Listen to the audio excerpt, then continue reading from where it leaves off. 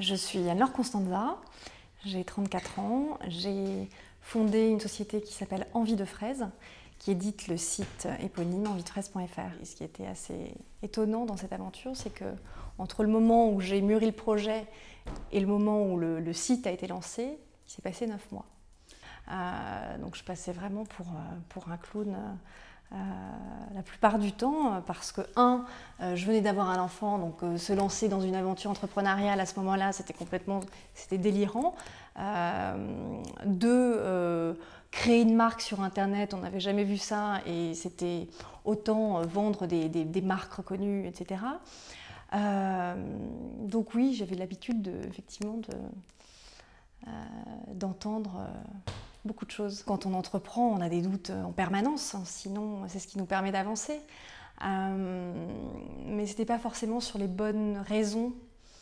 Encore une fois, il faut entendre ce qui n'est pas dit, plutôt que d'écouter les choses qui sont dites parfois gratuitement.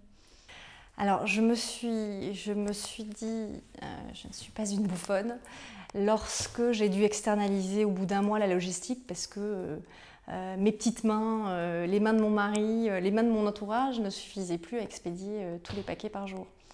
Donc là j'ai compris qu'on répondait à un vrai besoin.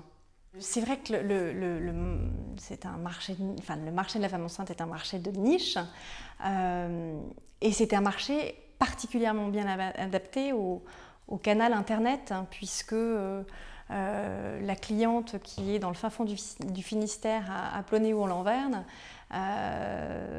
si elle n'avait pas Internet, elle devrait faire 100 km pour trouver une boutique spécialisée. Voilà.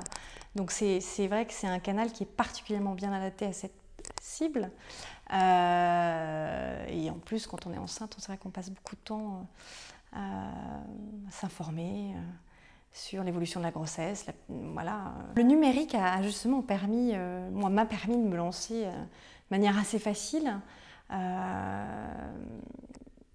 J'aurais probablement pas eu l'énergie de monter un réseau de boutiques, de me lancer en ouverture d'une boutique.